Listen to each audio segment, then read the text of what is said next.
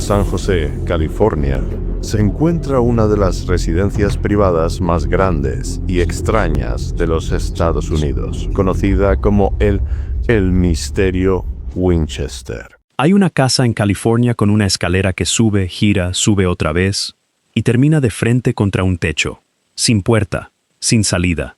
Solo yeso liso donde debería haber un piso más. Hay una puerta en el segundo nivel que, al abrirse, no da a ninguna habitación, da al vacío. Una caída directa hasta el jardín. Durante 100 años nos contaron que esa casa la construyó una viuda enloquecida por el dolor, guiada por fantasmas, atrapada en una maldición que solo el martillo podía mantener a raya. Esa historia es falsa. Casi toda ella fue inventada después de que la mujer que construyó esa casa ya estaba muerta. Y lo que los investigadores encontraron cuando finalmente empezaron a abrir puertas selladas que llevaban un siglo cerradas no fue evidencia de una mente rota. Fue evidencia de una de las mentes más brillantes de todo el siglo XIX, borrada a propósito de los libros de historia. Esta es la verdadera historia de Sarah Winchester, y te prometo que es mucho más perturbadora que cualquier fantasma. La leyenda que todos conocen. Antes de desarmar el mito, hay que entenderlo. Porque durante un siglo, millones de personas pagaron su boleto de entrada para escuchar exactamente esta versión. La historia dice así: Sarah Winchester era la viuda de William Winchester, heredero de la fortuna detrás del rifle, que según la leyenda del oeste estadounidense, conquistó el territorio. Cuando perdió a su esposo, y años antes, a su única hija, quedó devastada, sola, y dueña de una de las fortunas más grandes del país. Buscando respuestas, cuenta la leyenda, viajó a Boston para consultar a un medium.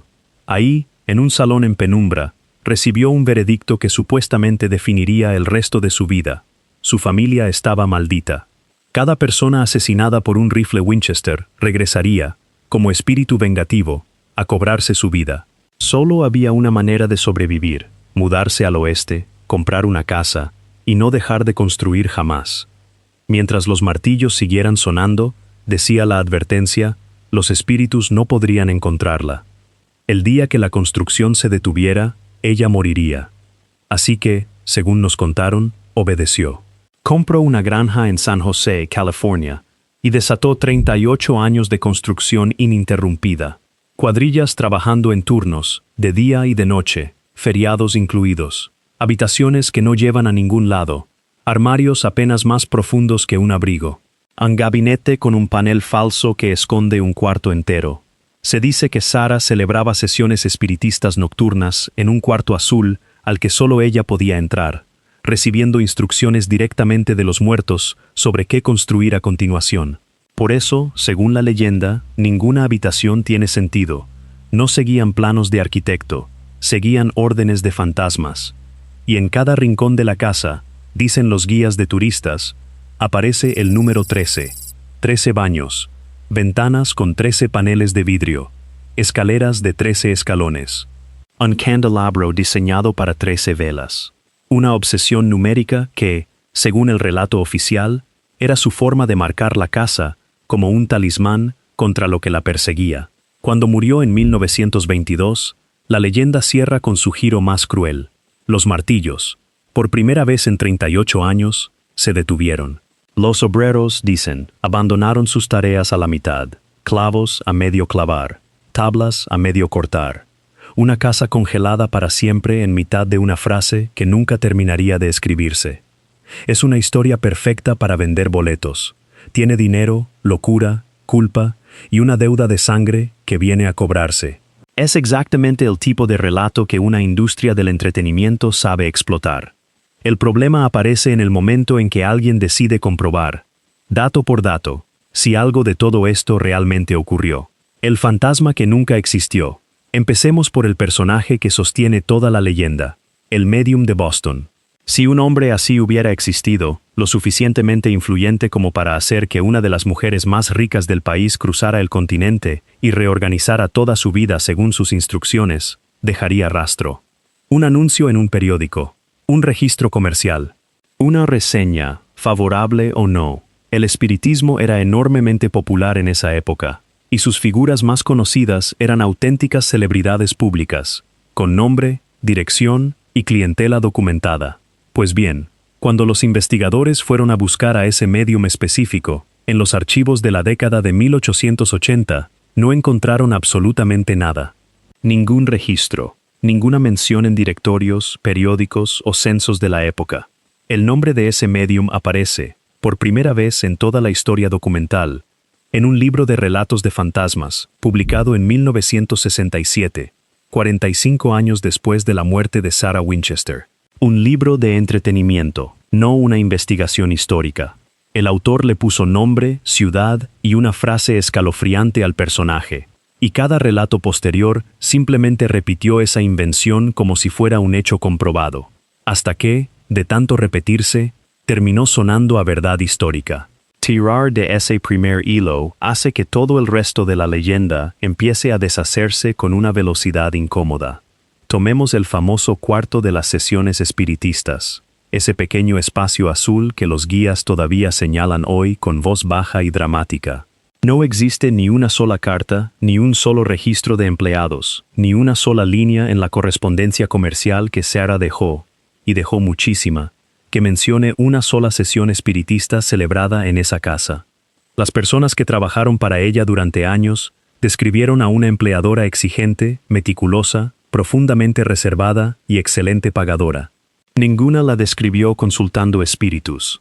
Investigaciones posteriores, incluyendo el trabajo de historiadores locales, identificaron que ese cuarto en particular funcionó, en distintos momentos, como habitación del capataz, del chofer y del jardinero principal de la propiedad y su esposa. Un espacio doméstico ordinario, reetiquetado décadas después por gente que ya sabía qué final quería darle a esa historia. ¿Y el número 13? Aquí la evidencia hace algo casi cómico. Cuando los historiadores revisaron los primeros relatos escritos sobre la casa, los que datan de cuando Sarah todavía estaba viva, el número 13 prácticamente no aparece mencionado. Nadie, en toda su vida, parece haber notado esa supuesta obsesión, porque probablemente nunca existió como tal. Ese detalle se popularizó recién en un artículo de revista publicado en 1929, 7 años después de su muerte. Y la explicación real es casi decepcionante. En una casa de más de 160 habitaciones, con miles de ventanas, escalones y accesorios acumulados durante casi 4 décadas de construcción, es matemáticamente inevitable encontrar grupos de 13 objetos si te pones a buscarlos. También encontrarás grupos de 12, de 14, de 9. El recorrido turístico simplemente elige señalar los 13 y quedarse callado sobre todo lo demás. La mujer que nadie se molestó en conocer. Antes de seguir, si esta reconstrucción histórica te está atrapando, este es un buen momento para suscribirte al canal, francamente. Cada semana desarmamos, dato por dato, las leyendas que la historia oficial dejó pasar sin revisar. Ahora sí, hablemos de quién era realmente esta mujer, porque casi todo lo que el turismo masivo repite sobre ella es directamente falso. Sarah Lockwood Pardee nació en 1839, en New Haven, Connecticut, dentro de una familia donde el pensamiento independiente no solo se toleraba, se fomentaba activamente. Su padre organizaba reuniones regulares con abolicionistas y pensadores progresistas de la época, en un hogar donde se discutía abiertamente sobre el sufragio femenino y la abolición de la esclavitud, temas radicales para su tiempo.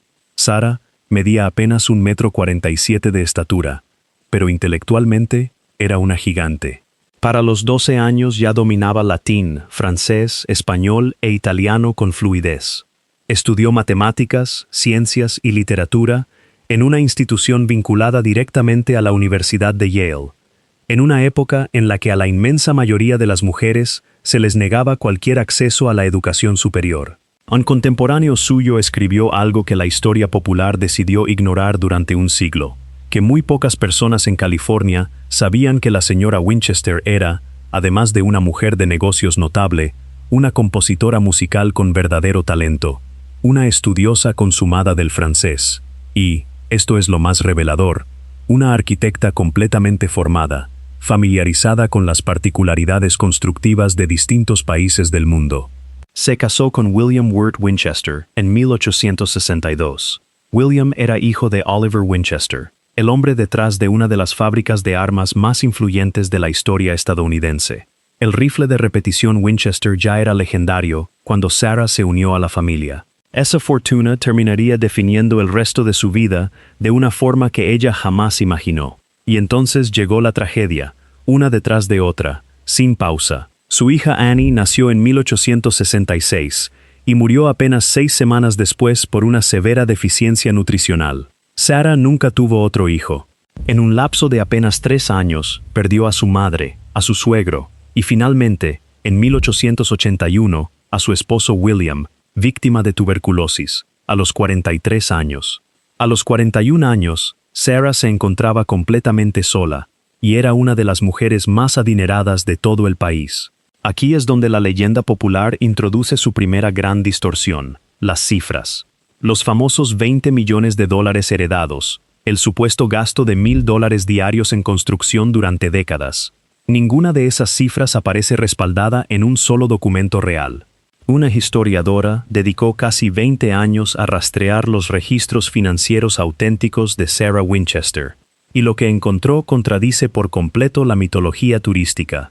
Una mujer que gestionaba sus propias inversiones, que diversificaba su patrimonio, que dejó una herencia cuidadosamente administrada, no dilapidada. Cuando se mudó a California a mediados de la década de 1880 y compró una granja de más de 18 hectáreas en San José en 1886, no estaba huyendo de fantasmas. Estaba tomando una decisión inmobiliaria calculada, en una región en pleno crecimiento, siguiendo además la recomendación médica de trasladarse a un clima más templado para su artritis reumatoide, cada vez más severa. Antes de entender lo que realmente es esa casa, había que entender exactamente cómo se construyó la mentira sobre ella, y quién se benefició de que esa mentira sobreviviera un siglo entero. La mentira que vendía mejor que la verdad. Sarah Winchester murió en septiembre de 1922. Cuando los tasadores llegaron a evaluar la propiedad, dañada por un terremoto años antes, la consideraron prácticamente sin valor comercial, como bien inmueble. Apenas 7 meses después, en abril de 1923, una pareja arrendó la propiedad con una idea muy distinta: convertirla en atracción turística. Uno de ellos tenía experiencia diseñando montañas rusas para parques de diversiones. Su esposa se convirtió en la primera guía de turistas del lugar. La operación turística abrió sus puertas en junio de 1923. Más de 10,000 visitantes llegaron durante el primer fin de semana. Y frente a cada grupo, esa guía relataba, con total seguridad, historias sobre el estado mental de Sarah Winchester, sus supuestas obsesiones sobrenaturales, sus intentos desesperados por confundir a los espíritus de los muertos. Ella nunca había conocido personalmente a Sarah Winchester. Inventó esas historias. Las personas que sí la habían conocido en vida intentaron corregir el relato. Antiguos empleados, vecinos y amigos quedaron consternados al leer las afirmaciones supersticiosas que empezaban a circular sobre la casa y sobre ella. La describían, sin excepción, como una mujer lúcida, financieramente brillante y personalmente generosa. Uno de los carpinteros que trabajó directamente en la construcción llegó a declarar públicamente que las características más irregulares de la casa, las escaleras que no llevan a ningún lado, las puertas hacia paredes vacías, fueron construidas después de la muerte de Sarah Winchester, no durante su vida. Nadie los escuchó. La historia sobrenatural ya estaba vendiendo boletos, y una mujer muerta no puede desmentir nada. Y aquí está la parte que realmente importa. Cuando se elimina la mitología sobrenatural y se observa la casa desde una perspectiva puramente arquitectónica, aparece una imagen completamente distinta. No era una construcción caótica ni azarosa. Era, en muchos sentidos, una obra maestra de diseño deliberado, décadas adelantada a su tiempo. La arquitecta que nadie quiso reconocer. La casa tenía plomería interior con agua fría y caliente, incluyendo ducha de agua caliente funcional, en una época en la que la mayoría de las familias adineradas de Estados Unidos todavía consideraban eso un lujo excepcional.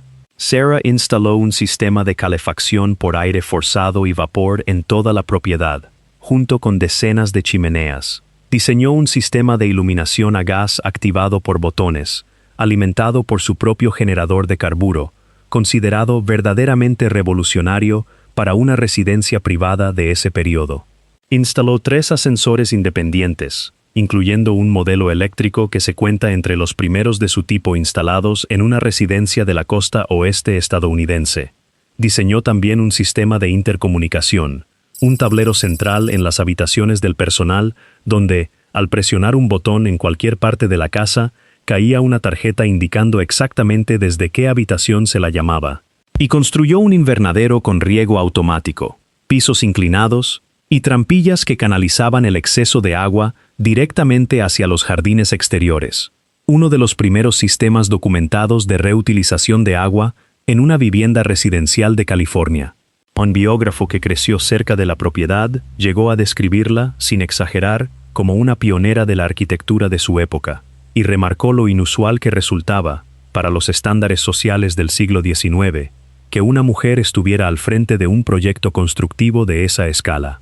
Piénsalo, un hombre que hubiera supervisado durante 36 años un proyecto de esta complejidad, incorporando tecnología de vanguardia en cada etapa, habría sido celebrado como un visionario de la ingeniería. A Sarah Winchester la llamaron loca, pero el logro más significativo de toda la propiedad no tiene que ver con ascensores ni sistemas eléctricos.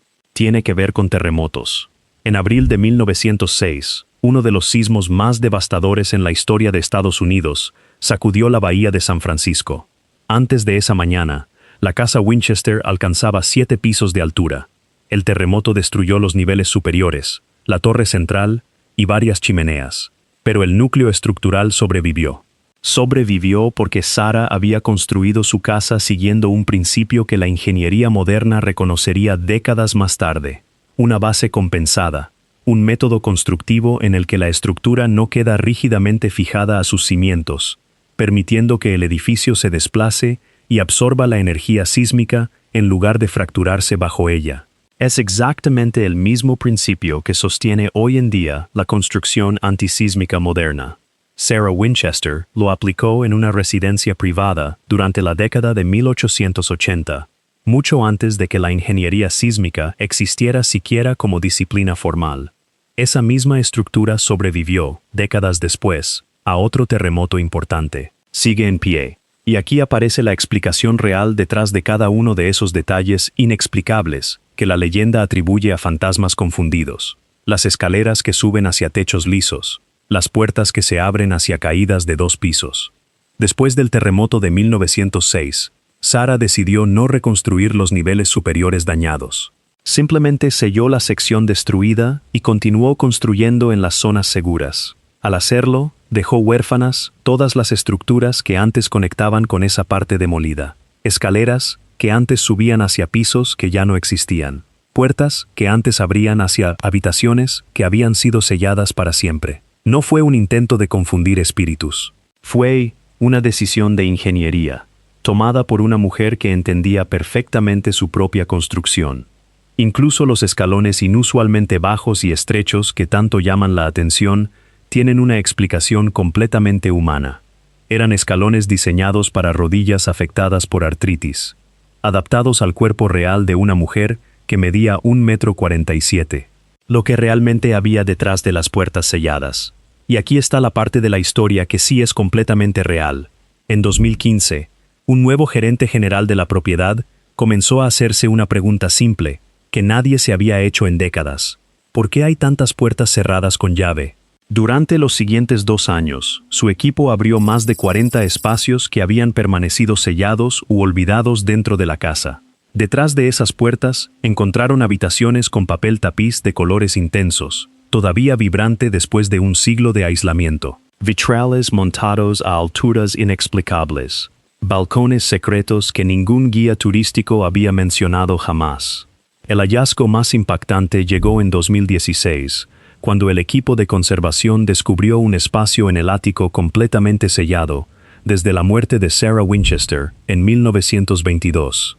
Dentro encontraron un órgano de salón, un sofá de estilo victoriano, un maniquí de costura, una máquina de coser y varias pinturas, todo dispuesto como si alguien simplemente hubiera salido un momento con intención de volver enseguida. Ese descubrimiento elevó el número oficial de habitaciones de la propiedad a más de 160. y planteó una pregunta que un siglo de turismo, leyendas y producciones de entretenimiento jamás se había atrevido a formular en serio. Si esta casa fue realmente el producto de una mente perturbada construyendo al azar para confundir fantasmas, ¿por qué cada habitación sellada mostraba evidencia de un propósito cuidadoso y deliberado? La respuesta a esa pregunta es mucho más humana y mucho más interesante que cualquier historia de fantasmas. La filántropa que nadie menciona en el recorrido turístico.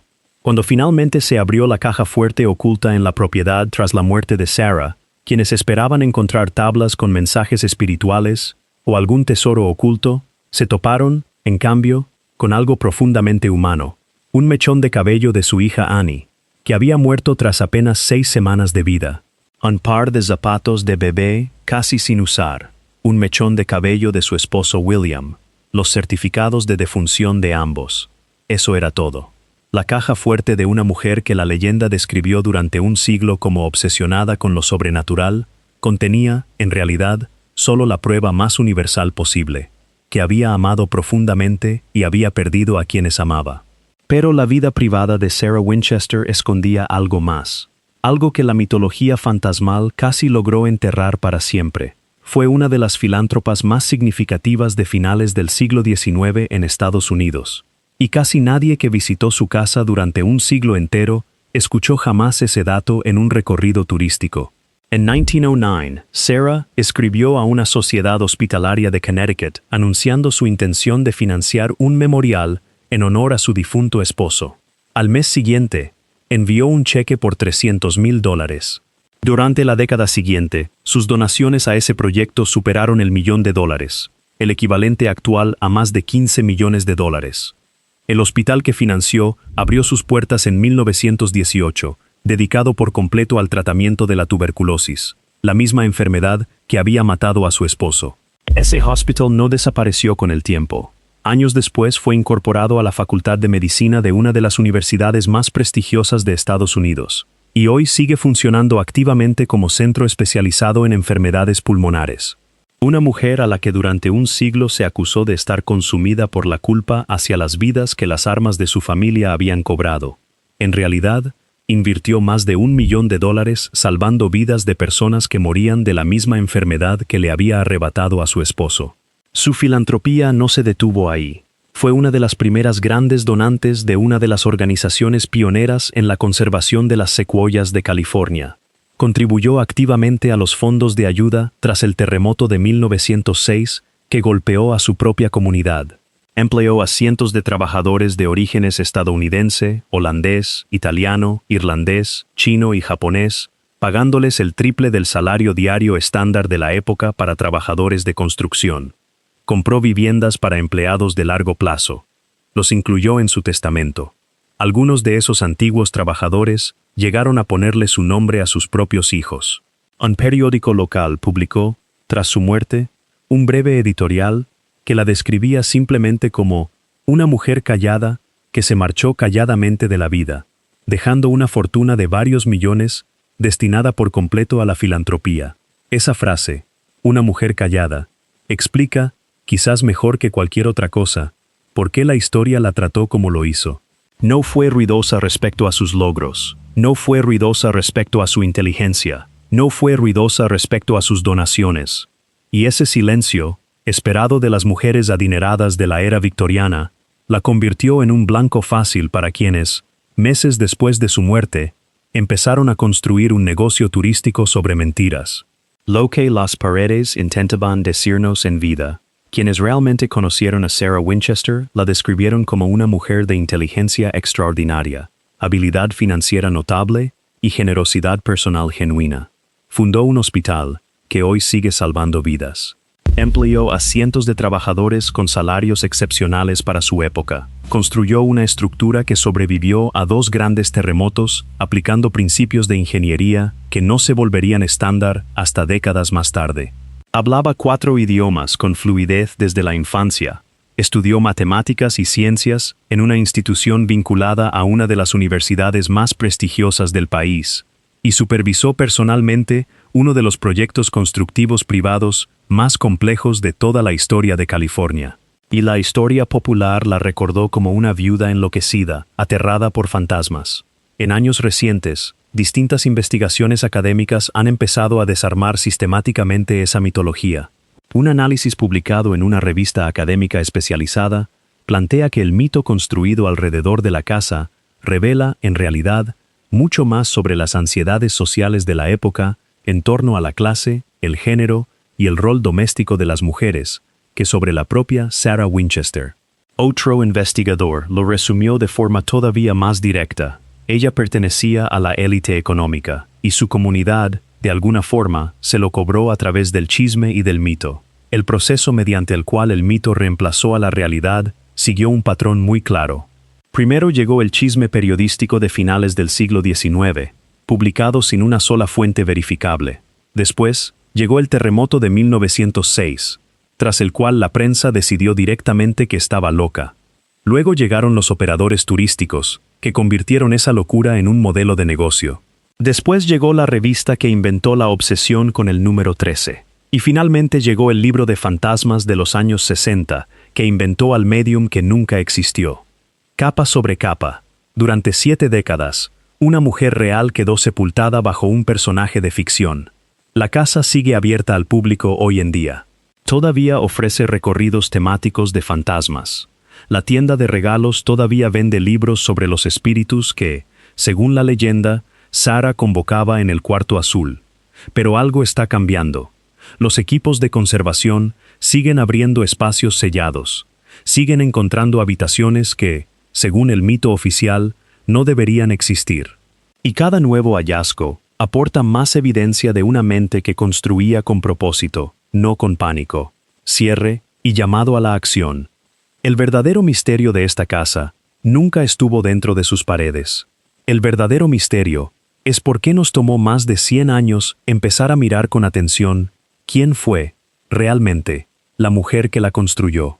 Una arquitecta autodidacta que hablaba 4 idiomas antes de cumplir 13 años.